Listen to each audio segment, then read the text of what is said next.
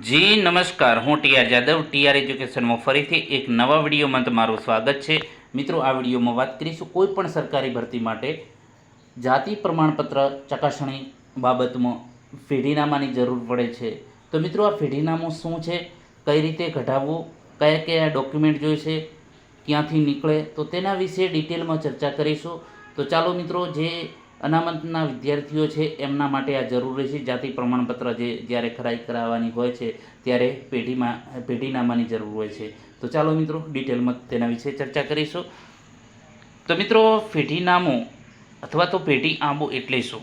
તો કે અવસાન પામેલ અથવા તો હયાત જે હાજર છે તે વ્યક્તિના લોહીનો સંબંધ ધરાવતા સીધી લીટીના વારસદારોની વિગત દર્શાવતું તલાટી રૂબરૂનું પંચરોજ કામ એટલે પેઢીનામું અથવા તો પેઢી આંબો તરીકે પણ ઓળખવામાં આવે છે. પેઢીનામાને ઘણી જગ્યાએ પેઢી આંબો કે વંશાવલી તરીકે પણ ઓળખવામાં આવે છે તથા અંગ્રેજીના તેને પેડિગ્રી કે ફેમિલી ટ્રી તરીકે પણ ઓળખવામાં આવે છે. હવે મિત્રો, વાત કરીશું પેઢીનામું ક્યાંથી મળે. તો પેઢીનામું ગ્રામ્ય કક્ષાએ, જે ગ્રામ્ય એટલે કે ગામડામાં તલાટી કમ મંત્રી પાસેથી, જ્યારે શહેરી વિસ્તારમાં સિટી જે કસ્બાના તલાટી હોય તેના પાસેથી મેળવી શકાય છે. પેઢી બાબતે મહેસૂલ વિભાગના જે 14/5/2014ના જે પરિપત્ર પ્રમાણે જે સૂચનાઓ આખરી ગણવામાં આવશે.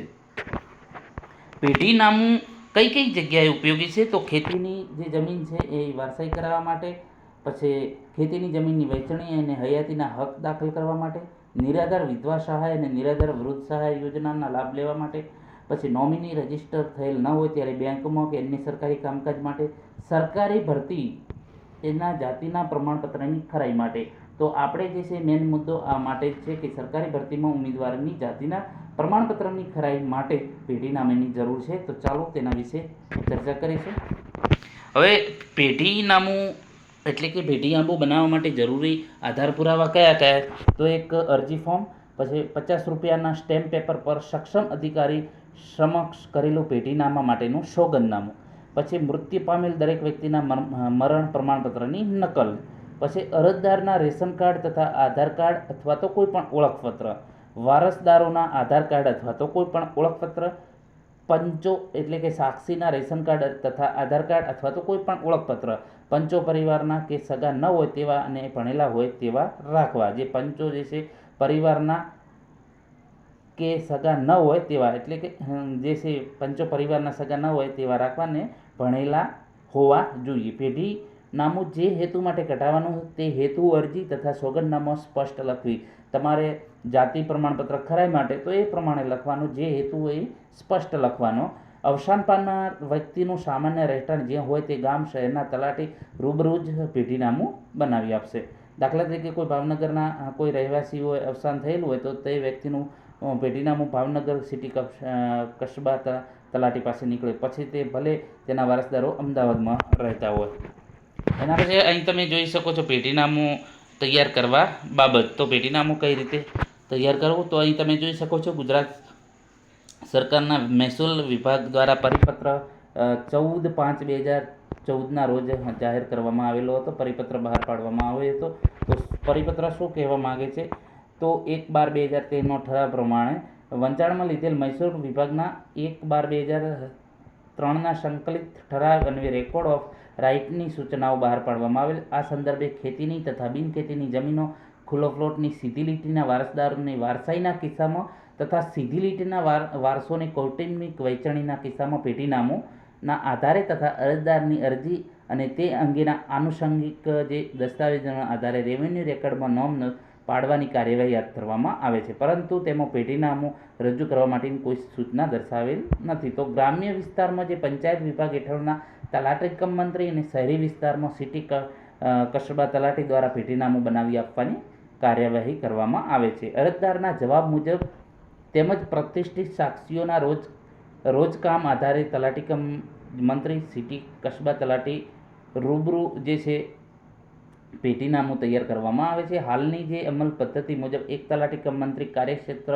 વિસ્તારના તમામ વ્યક્તિઓના કુટુંબને ઓળખતા ન હોય તે શક્ય છે. તેના કારણે પેઢીનામું મેળવવા માટે જમીનના વારસોને મુશ્કેલીનો સામનો કરવો પડે છે અને પેઢીનામું મેળવવા વિલંબ થાય છે. તેમજ કોઈ કિસ્સામાં અરજદાર દ્વારા પેઢીનામુંમાં સમાવવા નામ નામો છુપાવવામાં આવે તેવી શક્યતા રહે છે અને પાછળથી કાયદાકીય પ્રશ્નો ઉપસ્થિત થઈ શકે છે. આ સંજોગોમાં જમીનના કબજેદારો ખાતેદારોને પેઢીનામું મેળવવા પડતી મુશ્કેલીઓ નિવારવા માટે નીચે મુજબ સૂચનાઓ આપેલી છે. તો કે કઈ કઈ? તો કે તલાટી કમ મંત્રી સિટી છે, કસ્બા તલાટીની અરજદાર દ્વારા ગામના જે પ્રતિષ્ઠિત વ્યક્તિઓના સાક્ષીઓની રૂબરૂ જે અનુસાર પેઢીનામું તૈયાર કરવામાં આવે છે તેમજ અંગેનું રોજ કામ કરવાનું હોય છે. પરંતુ કોઈવાર અરજદાર દ્વારા પેઢીનામામાં સમાવવાપાત્ર નામો પૈકી કાયદેસરના વારસામાં કોઈ નામ છુપાવવા ન હોય અને પાછળથી કાયદાકીય પ્રશ્ન ઉપસ્થિત ન બને તે ધ્યાનમાં રાખીને તલાટી કમ મંત્રી જે સિટી કસ્બા તલાટીએ પેઢીનામું તૈયાર કરતા પહેલાં અરજદાર પાસેથી વારસદારની વિગતો દર્શાવતું સક્ષમ અધિકારી સમક્ષ સોગંદનામું જે તમારે આપવાનું રહેશે અથવા તો તલાટી તમારી પાસેથી સોગંદનામું મેળવે છે. વારસાઈના કિસ્સામાં તથા સીધી લીટીના વારસોની કૌટુંબિક વહેંચણીના કિસ્સામાં અરજદાર ઈ-ધરા કેન્દ્રમાં ફેરફારની નોંધ દાખલ કરાવવા જાય ત્યારે પેઢીનામું તથા રોજકામ તથા અન્ય સાધનિક કાગળો દસ્તાવેજો પુરાવા રજૂ કરવાના હોય છે. હવેથી ઉક્ત જે સાધનો કાગળો દસ્તાવેજો પુરાવા ઉપરાંત અરજદાર દ્વારા સક્ષમ અધિકારી સમક્ષ અરજદાર વારસદારની વિગતો દર્શાવતું સોગંદનામું પણ રજૂ કરવાનું રહેશે. અરજદારે જે તાલુકા કક્ષાએ એટીવીટી જનસેવા કેન્દ્રમાં એક્ઝિક્યુટિવ મેજિસ્ટ્રેટ નોટરી સક્ષમ અધિકારી જે પરિશિષ્ટ 1 અને પરિશિષ્ટ 2માં જણાવેલ પ્રમાણે સોગંદનામાના નિયત નમૂના મુજબ લાગુ પડતા વારસદારોની વિગતો દર્શાવતું સોગંદનામું રજૂ કરવાનું રહેશે. બિન રહેવાસી ભારતીય અરજદાર કિસ્સામાં સોગંદનામું સક્ષમ અધિકારી સમક્ષ કરવાનું રહેશે. એટીવીટી જનસેવા કેન્દ્ર ખાતે આ કામગીરી 1 ડે ગવર્નન્સ હેઠળ કરી શકાય તેવી વ્યવસ્થા ગોઠવવાની રહેશે. ગુજરાત રાજ્યના રાજ્યપાલના હુકમ અને તેમના નામે જે અહીં તમે જોઈ શકો છો આ 2014નો પરિપત્ર છે. તો એ પ્રમાણે જે પેઢીનામું છે તો આ સેલ્ફ ડિક્લેરેશન ફોર્મ છે આ તમારે ભરીને આપવાનું હોય છે. તો અહીં તમે જોઈ શકો છો આમાં જે તમારે અહીં ડિટેલ લખવાની હોય છે કે આથી અમે સહી કરનાર બરાબર જે પ્રમાણે અહીં જે છે તો અહીં અમારા માતા પિતા પતિનું જે હોય અવસાન થયેલું છે એ પ્રમાણે ભોગવટા તો આ ટાઈપનું તમારે લખીને આપવાનું હોય છે એટલે કે સેલ્ફ ડિક્લેરેશન. એના પછી અહીં તમારે બીજું સ્વઘોષણા સીધી લીટીના વારસોની કૌટુંબિક વહેંચણીના કિસ્સામાં બરાબર તો અહીં તમે જોઈ શકો છો આ ટાઈપનું તમારે ફોર્મ જે છે તમારે ભરીને આપવાનું રહેશે. અથવા તો જે આપણે જે જીએસઆરટીસીમાં જે પેઢીનામું માગે છે તો એમાં એનું ફોર્મ આપેલું જ છે એ પ્રમાણે તમારે જાતિ ખરાઈ બાબતે તો એ અંદર આપેલું જ છે. તો એ તમે જે છે ફોર્મ જે છે એનું PDF છે નીકાળીને તમે એ ભરીને તમે તલાટીને જમા કરાવી શકો છો. હવે અનુસૂચિત જાતિ પ્રમાણપત્રોની ચકાસણી માટે ઉમેદવારે વિગતો રજૂ કરવા અંગેના ધ્યાનમાં હવે આપણે SC ST ને OBC ત્રણે જે અનામત કેટેગરીના ઉમેદવારો છે જનરલ માટે કંઈ જરૂરી નથી અને EWS માટે ફક્ત અને ફક્ત પોતાનો EWS માટેનો જે પ્રમાણપત્ર હશે એ રજૂ કરવાનું હશે. જનરલ માટે કશું બતાવવાની જરૂર નથી. પરંતુ SC ST ને OBC જે અનામત કેટેગરીના ઉમેદવારો માટે આજે છે એના વિશે ચર્ચા કરીશું. તો પેઢીનામું ક્યારે જરૂર પડશે બરાબર તો કે જે આપણે અગાઉ વિડીયોમાં ચર્ચા કરેલી જે તમને ફોર્મ બતાવેલા છે કયા કયા ફોર્મની જરૂર છે શું છે ચેકલિસ્ટ પણ તમને વિડીયોમાં બતાવેલી છે તો એ ચેકલિસ્ટ મુજબ સામેલ રાખવા અને સ્વપ્રમાણિત નકલો જે તમારી જે તમે જે ડોક્યુમેન્ટ રાખે છે એની સ્વપ્રમાણિત તમારે સેલ્ફ ડિક્લેરેશન અથવા તો સેલ્ફ એટેન્ડન્સ જે તમારે સ્વપ્રમાણિત નકલો તમારી પાસે રાખવાની જે ખાતાની જગ્યા માટે પસંદગી થયેલ તે ખાતા મારફતે રજૂ કરવાનો. એટલે તમારે બીજે ક્યાંય નથી જવાનું. તમારે ફક્ત ને ફક્ત જ્યારે પણ તમારું નામ આવશે જે મેરિટમાં તો એ પ્રમાણે તમને જીએસઆરટીસી જાહેર કરશે તમામને મતલબ કે તમને જાણ કરશે કે ભાઈ તમારા ડોક્યુમેન્ટ જે છે એ તૈયાર જે છે એ તમને અઠવાડિયાનો ટાઈમ આવશે. એ અઠવાડિયાની અંદર તમારે જે ડોક્યુમેન્ટ માગ્યા છે અને એની જે એની PDF જોઈતી હોય તો આપણે ગ્રુપમાં મૂકેલી છે ટેલિગ્રામ ચેનલમાં. એમાંથી તમે SC ST OBC તમામ જે અનામત કેટેગરીના ઉમેદવારો છે એમના માટેના જે છે ચેકલિસ્ટ છે તો એ ચેકલિસ્ટ તમે જોઈ શકો છો કયા કયા ડોક્યુમેન્ટ જરૂર છે. અને હાલથી જેમને એમ ફાઇનલ છે કે મારું નામ આવી જશે મેરિટમાં કહેવાનો મતલબ કે મારું નોકરીમાં સિલેક્શન ફાઇનલ થઈ જશે સારા માર્ક્સ બને છે તો એ ડોક્યુમેન્ટ તૈયાર જ રાખે કેમ કે પછી મતલબ કે અઠવાડિયાની અંદર તમે ઘણા હેરાન થઈ જશો. એના પહેલાં આપણે બધી તૈયારી ચાલુ રાખી દેવી જોઈએ. તો વાત કરીએ જે નિયત જે પ્રમાણે ચેકલિસ્ટ આપેલી છે એ પ્રમાણે ચેકલિસ્ટમાં જોઈને તમામ ડોક્યુમેન્ટ તમારે રજૂ કરવાના રહેશે. અનુસૂચિત જાતિ અંગેના જાતિ પ્રમાણપત્રની ચકાસણી માટે ઉમેદવારે રજૂ કરવા પાત્ર કયા કયા પુરાવા છે? તો ઉમેદવારનું શાળા છોડ્યાનું પ્રમાણપત્ર, આ એસસી ઉમેદવારો માટે છે, બરાબર. તો જે અનુસૂચિત જાતિ અંગેના જાતિ પ્રમાણપત્રની ચકાસણી માટે ઉમેદવારે રજૂ કરવા પાત્ર આધાર પુરાવા, તો ઉમેદવારનું શાળા છોડ્યાનું પ્રમાણપત્ર એટલે કે એલસી, એની નકલ પ્રમાણપત્ર, બરાબર, જે એની ઝેરોક્સ કોપી અને અસલ પણ તમારી પાસે રાખવાનું. ઉમેદવારનું અનુસૂચિત જાતિનું પેટા જ્ઞાતિને સ્પષ્ટતાવાળો અસલ અને નકલ એનો જે એને પ્રમાણપત્ર જેમાં એની પેટા જ્ઞાતિ દર્શાવેલી હોય. માની લો કે એમની જે કોઈ સરનેમ અન્ય કોઈ પરમાર હોય સરનેમ, તો એમની જે જ્ઞાતિ આપેલી હોય હિન્દુ વણકર કે હિન્દુ ચમાર કે હિન્દુ કોઈ પણ જે લાગુ પડતી હોય એ પ્રમાણે, બરાબર. તો એ તમારે રજૂ કરવાનું રહેશે, પેટા જ્ઞાતિની સ્પષ્ટતાવાળું જે પ્રમાણપત્ર. ઉમેદવારના પિતાનું શાળા છોડ્યાનું પ્રમાણપત્ર જો હોય તો, જો ભણેલા હોય તો એ પણ તમારે ક્યારે 1/4/1978 પહેલાંનું, બરાબર. એ પછી ઉમેદવારના ભાઈ બહેનના શાળા છોડ્યાનું પ્રમાણપત્ર. આ જે મિત્રો ડોક્યુમેન્ટ જે ચેકલિસ્ટમાં આપેલા છે એ બધા કંઈ રજૂ કરવાની જરૂર નથી, પરંતુ જે મતલબ કે જે પણ તમારી જોડે મતલબ કે ઉપલબ્ધ થાય એટલા તમામ, કેમ કે એક જો ના હોય તો બીજું તૈયાર રાખવું પડે. એટલે જેટલા છે એટલા જે છે એટલા બધા જરૂરી નથી, પરંતુ જેટલા આપણાથી થાય એટલા ડોક્યુમેન્ટ, કેમ કે એ આપણા હિતમાં છે. પછી ઉમેદવારના ભાઈ બહેનના શાળા છોડ્યાનું પ્રમાણપત્ર, ઉમેદવારના એટલે એમાં ગમે તેનું પિતાનું હોય, ભાઈનું હોય કે બહેનનું હોય, બરાબર. પિતા જો અભણ હોય, હવે મેન મુદ્દાની આપણે ચર્ચા કરીશું એસસીના સ્ટુડન્ટ માટે.